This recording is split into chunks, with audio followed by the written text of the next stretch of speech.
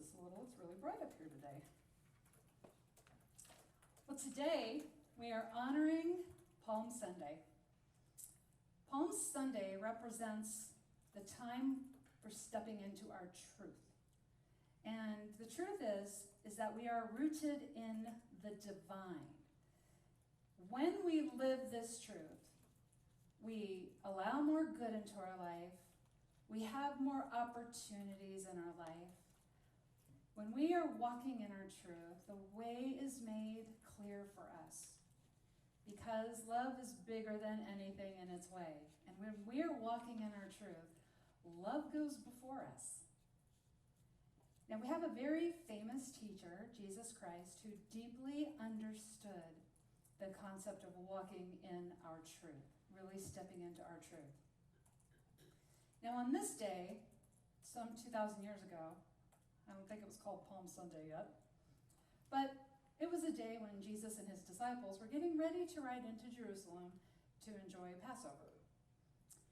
Before he went, he sent two of his disciples ahead of him to get him the donkey that he could ride in on and to tell the people, "Behold, your king is coming to you, meek and riding upon a donkey."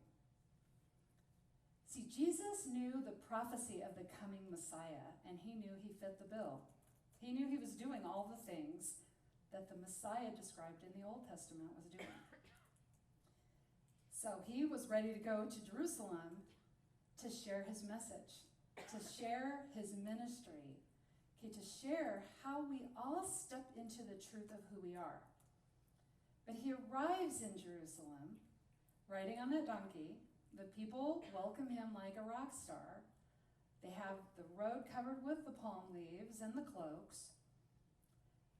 But see, they saw a man who was really good at getting a crowd together.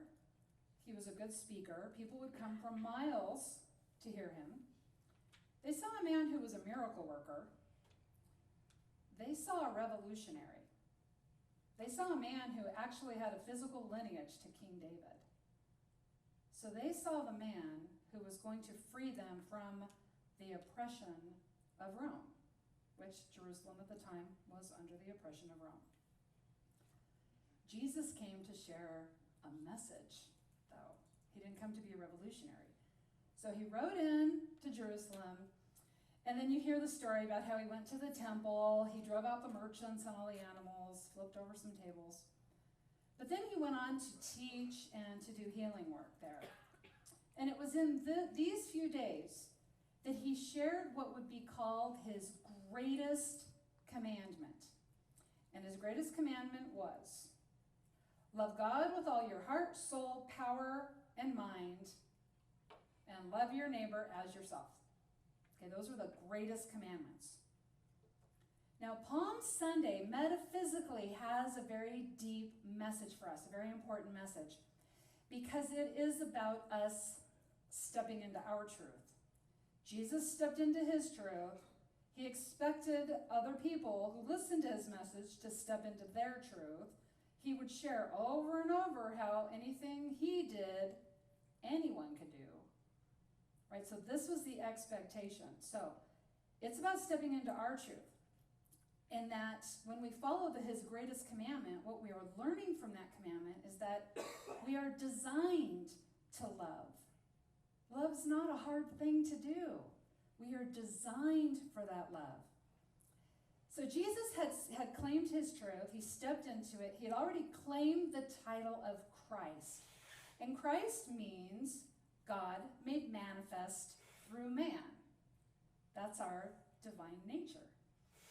So he came into Jerusalem not to be a revolutionary, but to show the importance of tapping into the spiritual power within us. Because when we tap into our own divine nature, we access grace.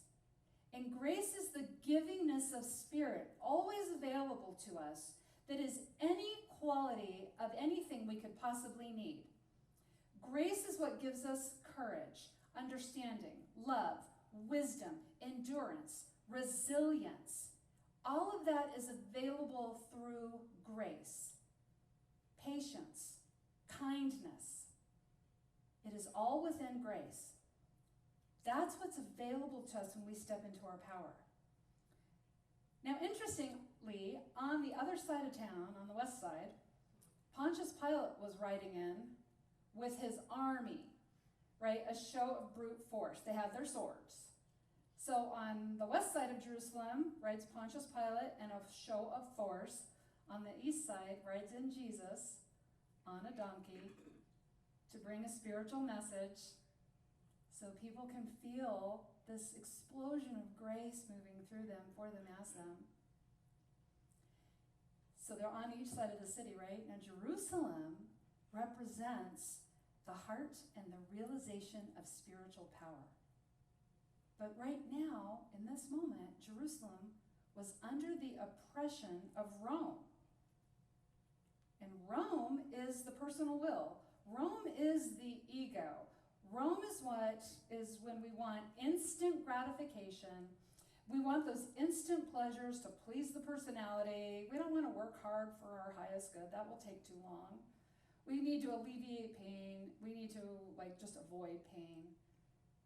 When we are under the oppression of Rome, we are in a state of conflict, and we are unaware of our divine nature. We're just unaware because we're in that conflict. Now the conflict is always going to be the root of our suffering. Okay, the conflict of not being in touch with our divine nature. It's always the root of our suffering. It keeps us in judgment and it keeps us in blame. That's how we know we're in conflict, because we're blaming something outside of ourselves for all of our troubles. That's when we're not accepting the package of our life, our relationships, or our physical body. We stay in conflict. So we never experience conflict for the reason we think we do. We think there's something going on out here in our life, right? Oh, there's too much traffic. It made me miserable. It was traffic's fault. There was too many people at the grocery store. I don't have my dream home, right? I'm not working my dream job. That's the problem. Or we look into our relationships. You know, my brother never calls me back, or my cousins are really weird, or, weird Uncle Henry, took my lawnmower and won't give it back to me. I'm having trouble in my relationships. That's why I'm unhappy. I'm having trouble with my physical body. I've got the aches and pains. I have the heartache. I have the emotional strain. That's what's wrong. But the conflict is not any of that. The conflict is because we've forgotten the truth of who we are. That is the conflict. We are resisting. We're not resisting something in our life, or in our friendships or relationships, or in our physical body. We're resisting being a divine being in a body. We're resisting our divine nature, the Christ nature that naturally wants to unfold through us. It is always giving of itself. We don't have to draw it out. We don't have to bribe it. We don't have to dangle a carrot. It is always seeking to work through us. We resist it. And that is the source of our conflict. That is the source of our conflict. From the book, The Hidden Power of the Bible, it says, a change of consciousness does not come simply by willing or wishing. It is not easy to hold the mental attention to an ideal while the human experience is discordant. We know that, right? So it's not easy, but it's possible. It is possible. Knowing the truth is not a process of self-hypnotism, but one of gradual unfoldment of the inner self. The gradual unfoldment of our Christ nature to ease the conflict. So when we gradually unfold our inner self, our Christ nature, we start accepting the truth of who we are. We step into the truth of who we are. But we have to accept that truth before we can step into it. Now, Jesus gave us the most important commandment, which actually will help us with this. Again, it's to love God with all your heart, soul, power, and mind, and love your neighbor as yourself. These are the instructions for that gradual unfoldment. I think we kind of reverse engineer it to understand why that works out, but it is in the gradual unfoldment then that our life is transformed, that we are transformed, so our life is transformed. So we love God with our heart, soul, power, and mind. Okay, we'll break this into 2 commandments. Love God with our heart, soul, power, and mind. When I first read this, I was younger, and I was like, oh, I just understand the Bible so well. I read this and I thought, oh, that's easy to love God, because the idea of God was kind of, intangible, like unicorns are intangible, or like happiness or something, right? It was an intangible thing, so I thought, oh, it's easy to love God. That's easy to love God. But I had to think about this. Okay, well, what is God? Why is it easy to love God? I don't know that it is. Because God is all things. God is everywhere present.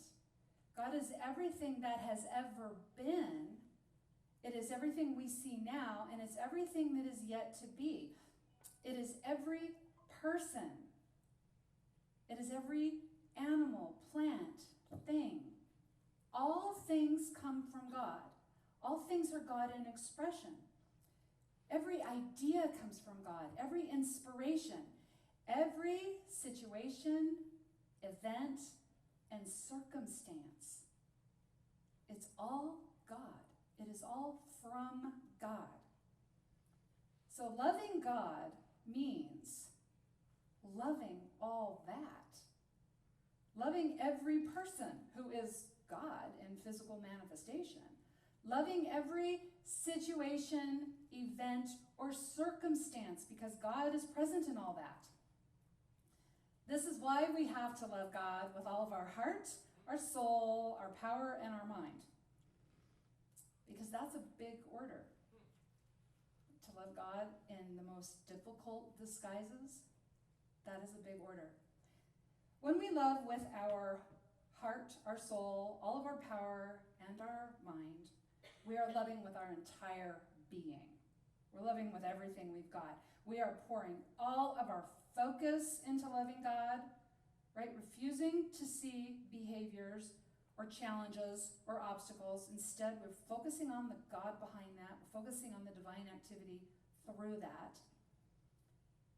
Every circumstance, every event, we are loving God with everything, because it takes everything to do that. It takes everything to do that, because our perception will always indicate otherwise. Our perception might show us hard things, wrong things, tragic things, traumatic things, dramatic things. This is what we're seeing. So it takes every bit of us to see beyond that. So we're loving God, we're focusing then really on the activity of spirit, not the problems.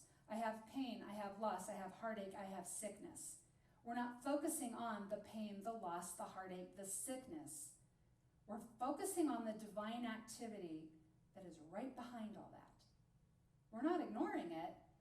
We're just deciding that we're not going to focus on the problem. Instead, we're going to focus on the solution. Because when we love God with all of our heart, our soul, our mind, our power, our mind, we call forth divine activity through the pain, the loss, the heartache, and the sickness. So we're just to love God, we're only loving God, which is all things, in different disguises. So we love with all of our heart. Our heart is actually 100% free of judgment and blame. Now, I know you've heard it. We've all heard this. I'll never trust my heart again. That's not the heart that steered us wrong. It was the ego that steered us wrong. It was the conflict, the oppression of Rome. That's what steered us wrong, not the heart. The heart is always free of judgment, free of blame. Okay, we love with all of our soul. The soul is the part of us that receives direct inspiration from Spirit. Direct and pure is right there available, so we trust that divine direction. When we're loving with all of our heart, we're already there in a place of trust, right? So we trust the divine direction. Our power, love with all of our power. Our power is our ability to choose, to make a different choice. Change your thinking, change your life, right? That's our power. To choose to focus on the divine activity right behind the obstacle that we're seeing. We make the choice to do that. And then our mind is the starting point of every act, every thought, every feeling. But it's also the meeting ground between the world we see and the spiritual world. Okay, that's where they meet. So we love with all of our heart. We only see the truth. We trust the divine direction. We know that we have the power to choose. So we'll focus on the divine activity. That's what it means to love God. And when we are loving God, what we understand is God is love. We're loving love. We're being love. Love is a quality of being. Love is a universal and harmonizing power. It's a power. It's a superpower. When we love God, we are stepping into our truth, and we're allowing the Christ nature to unfold through us. So then, we love our neighbor as we love ourselves. Now again, this is another one I used to think was pretty easy to understand. Love your neighbor as you love yourself. And I did expand this to be just all people in general, right? Not just my literal neighbors. But it's like, okay, how do I love myself right now? Let me count the ways. Then that's how I'll love you. Right now, how I'm loving myself, that's how I'll love you. Well, we know the problem with this is that some days we don't love ourselves very well. Right? Some days we're hard on ourselves. In fact, we often mistreat ourselves more than we mistreat other people. Right? We are really hard on ourselves. We break promises to ourselves. I mean, we'll keep promises to other people, but we don't honor our promises sometimes. So love your neighbor as you love yourself. Well, metaphysically, a neighbor is all of the ways that life, with a capital L, manifests itself into the world. It's how God is expressing in the world, in every place. It is how God expressed in the world in manifestations that seem separate to us. Right? So, all of you are my neighbor. But God is all things. God is everywhere present. All of you are a divine expression of God in a physical body. All of us right here, we're the heart of God in this world. We are the divine activity. Now just kind of glance around this room for a minute. Like seriously glance, go like this. Okay? You are looking at your neighbor. You are looking at the face of God. You're looking at the face of God. We love our neighbor as we love God. Every soul is our neighbor. Every soul is God. Now, how do we love our neighbor as ourselves? With all of our heart, all of our soul, all of our power, all of our mind. That's how we love our neighbor as ourselves. And that's how we step into our truth. Because really, we go to all that work, we're getting something. We are getting something out of that. We are getting understanding at a different level, right? To express that kind of love, we receive back all of that. All of that. Now, Jesus stepped into his truth. And he arrived in Jerusalem that day, knowing he fit the bill as the Messiah. He knew his purpose, his truth. Because stepping into our truth is about stepping into our truth, not someone else's truth. Right? Not someone else's idea of what they think we should be doing with our life. Okay? Not what someone else thinks is possible for us. We step into our truth. So Jesus was in his truth, and he was in his purpose when he arrived in Jerusalem. And he came to teach and to heal and to be an example of how to step into our truth. Right? To give this spiritual gift to people, to help people access the divine nature within themselves, the spiritual power that they already had, so that all of those people could step into their truth. That's what he was there to give. That was his purpose. Everybody there, He saw them in freedom, not having to live under the authority of Rome, because they were going to step into their spiritual truth, which they didn't do.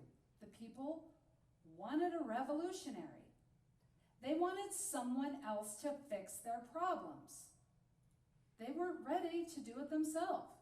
They were in a place of ego. They didn't trust that they could fix their problems.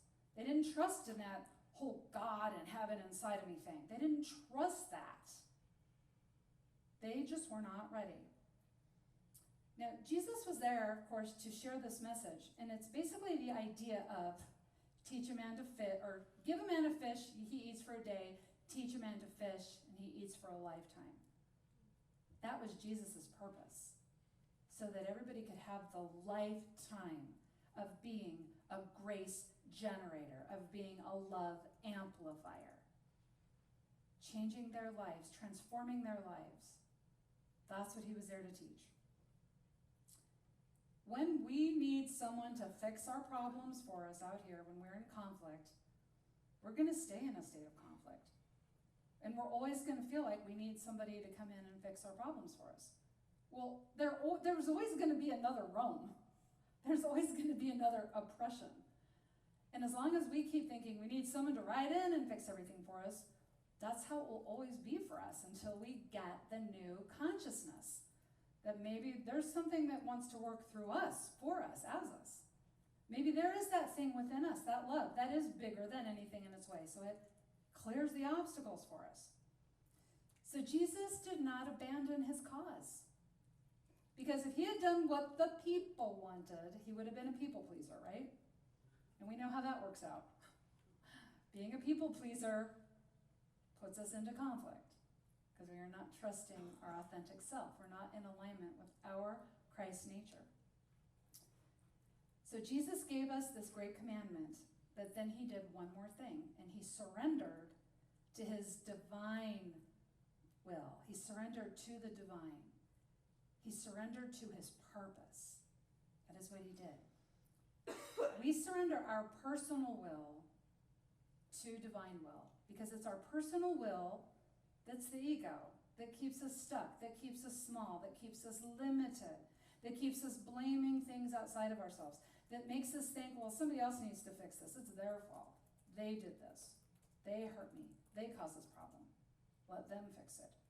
But the ego, our personal will never guide us or direct us to our highest good, our brightest good. The ego will never allow the love that's bigger than anything in its way to come forth through us and clear the obstacles. The ego's not going to let the Christ come through us to clear the way and make our day kinder and more loving. Not really that it has the power to stop any of that, but what it has the power to do is make us forget. We forget when we're in conflict. So we surrender our will to divine will. So we're no longer oppressed by Rome. So we're no longer oppressed by the conflict within us, by the trickery of our ego, by the manipulation tactics of the ego. We surrender to our divine will, and we allow our highest good to start working through us right here and right now. Love is bigger than anything in its way.